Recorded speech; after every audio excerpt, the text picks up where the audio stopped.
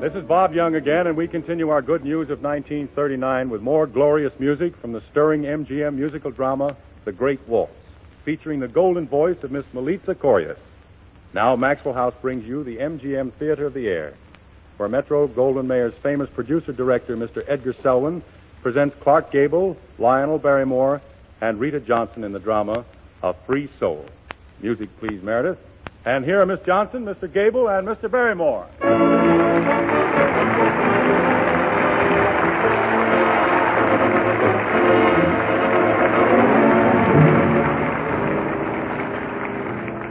A Free Soul is the story of a man from the wrong side of the railroad tracks and a girl who was born with a silver spoon in her mouth. Jan Ash has been brought up by her father, the brilliant lawyer Stephen Ash.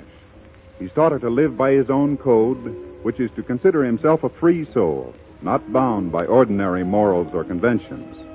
Jan believes in this code, lives by it. But what happens when this beautiful girl, this free soul, meets Ace Wilfong, played by Clark Gable, a man who has hoisted himself by sheer strength from the gutter to his present notorious leadership in the gang world? We'll see their meeting now. Ace is on trial for his life. Stephen Ash, played by Lionel Barrymore, is defending him. Things look pretty bad for Ace, but when he joins his attorney at the counsel table, he looks cool and unruffled. He looks with interest at his lawyer's daughter, Jan Ash, played by Rita Johnson. Sit down, Ace. Good morning. Morning, Mr. Ash. Am I in the way, Dad? No, darling, no. Oh, Mr. Wilfong, this is my daughter. How do you do? Miss Ash, you should get some new pictures for the press. Oh, should I? They sure don't flatter you any. You're on trial for your life, aren't you? Yeah. Aren't you nervous? Me? Sure. Is blue your favorite color? Why? Well, I was thinking it ought to be. Well, I'll admit it is. Say, listen here, Ace. There's a lot of your gang scattered around the courtroom. I thought they were going to stay out of this. The last day, I guess they think they came to say goodbye. Now, there's an element called judicial notice. Has a lot to do with trials like this. All the district attorney has to do is to tell the jury there are a dozen of your men around with guns. Get hold of Slouch Wiggins. He'll round them up and clear them out. All right, sit down. Mac, get Slouch and take care of that. Yeah, Mac, tell him to bring me a blue necktie right away. Yes, sir. Now, listen. There's nothing standing up in the prosecution's case but the fact that 3 people saw you without your hat. But how that does stand up. Do you remember exactly what you answered when they asked you about it being found beside the body? I said I had nothing to say. Didn't know. Something you haven't told me that might help me out? I wish I could, sir. You're holding out, aren't you? Mr. Ash, a guy like me has to ride with Lady Luck. A squealer leaves his pals in plenty of trouble. Will you go to the chair silent? You're defending an innocent man, sir. Now, that's all I can say. Oh, it's wonderful, but it's darn silly. Ace, your whole case depends on that hat. You know that, don't you? Yes, sir. Here's your blue tie, Ace. Thanks, Mac. Hey, you might pay a little attention to me. This is no time to be changing your necktie. Well, I had a hunch I'd like to wear your daughter's colors today. Do you mind, Miss Ash? I'm thrilled to death. If it's not quite straight, let me fix it. Oh, thanks. I wish you luck. I guess I'll need it. Ace, in a few minutes I'll address the jury. I may decide to pull a rabbit out of that hat, and when I do, don't look surprised. I never look surprised. It's no good in my business either.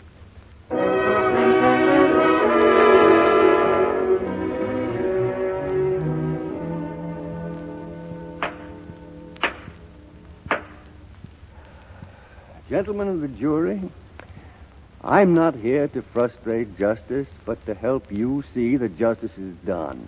If my client is guilty of murder, I want him punished. But if he's not, then I want to keep from your kind hearts the terrible responsibility of not doing the right thing about it. This hat, my friends, Your Honor, was found beside the murdered man. And my client was seen leaving the building bareheaded. Well, it's been proven. I admit it. Now, here are the initials, A.W. Well, it might be Arnold Williams, Adam Wright, Angus Woolley. It might also be Ace Wilfong. But this hat is the case for the prosecution, ladies and gentlemen. Will the defendant stand up, please? Yes, sir. will you place this hat on your head? Yes, sir.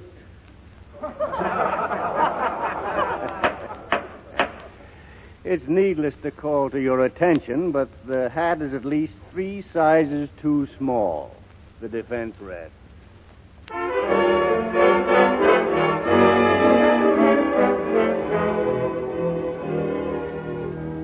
Stephen Ash has done it again, and Ace Wilfong is free. That night, the aristocratic Ash family is gathered at a dinner in honor of the mother of the clan. But Stephen, who's been drinking heavily, celebrates his victory so thoroughly that he doesn't get home until his mother's dinner's over. And to make matters worse, he brings with him his notorious client, Ace Wilfong.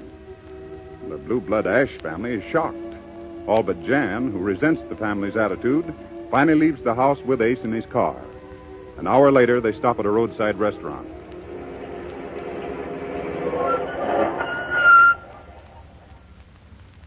I just happen to remember I've had no dinner. Me either. The air was so thick at the family table, I didn't have much appetite.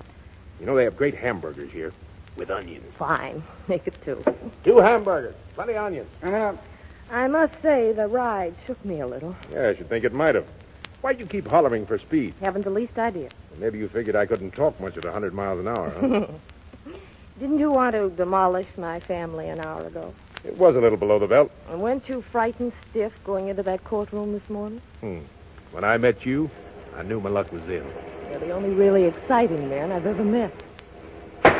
Look out! Lie on the floor! What is this? Some of the boys must think your father fooled the jury.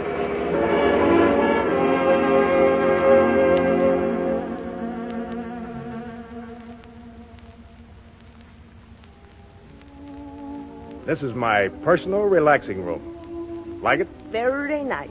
Very nice indeed. I was afraid I wasn't going to see it again. Well, now that we're here, would you mind explaining what all the shooting was about? Oh, that's a rival outfit. In fact, the same lovely people tried to frame me in this murder case. As soon as your father won it, I was afraid the boys might be after me. They'll try it again, won't they? Yeah, they'll cool off in a couple of weeks. You're amazing. Yeah? Life or death, insults or boosts, all the same, no change. Poker face. You have to learn it. Sit down. Thanks. What's in there? Gambling rooms. But nobody comes out here unless I say so. Including me? Including you. Frightened? I love it. This is one day that hasn't been like any other day. You're a new kind of man. Well, sometime when you know me better, I'll tell you how I feel about you. One day has uncovered a lot. I know your secrets. There's one you don't know. I like secrets told. Yesterday, you were 1,000,000 miles away. And now, here you are. With a very unusual man. Jan, come here. That'll be all. Please. I'm sorry. I wouldn't offend you for the world. I'm not offended. I don't know what's happened to me. Whether it's just the end of a perfect day or what it is. Jan, I think you better go home now.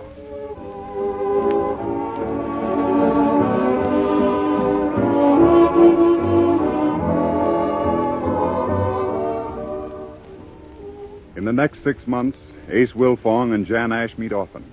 Stephen Ash, drinking more heavily than ever, knows nothing of their romance.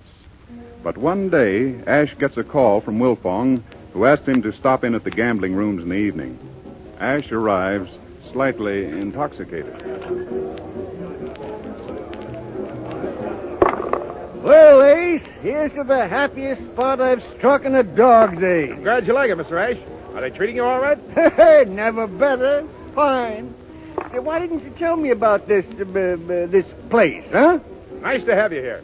Have a drink with me, Counselor. I'll have one with everyone in the house. That's all right with me. Anything you like. Say, this place must be a gold mine. If you've called me for another case, it'll cost you $10,000. No trouble of that kind. Well, you wanted to see me, didn't you? Oh, it'll keep. Look around. Enjoy yourself. Oh, you better tell me now. I don't like to be interrupted when I'm gambling. Well, it's not easy cold like this. Oh, let's have it. Let's have it. It's about your daughter. Jan? Well, what about her? Why, I want to marry her. What did you say? What was that? What's the matter with that? What's the matter with it? The only time I hate democracy is when one of you mongrels forget where you belong. A few illegal dollars and a clean shirt and you move across the railroad track. Gad. Have your boy bring me some drinks and don't insult your guests. Mr. Ash, I don't know anybody else who could say that to me and get away with it. And you better not say it again, either. Boy, bring the gentleman all the drinks he wants. I'm going to my rooms.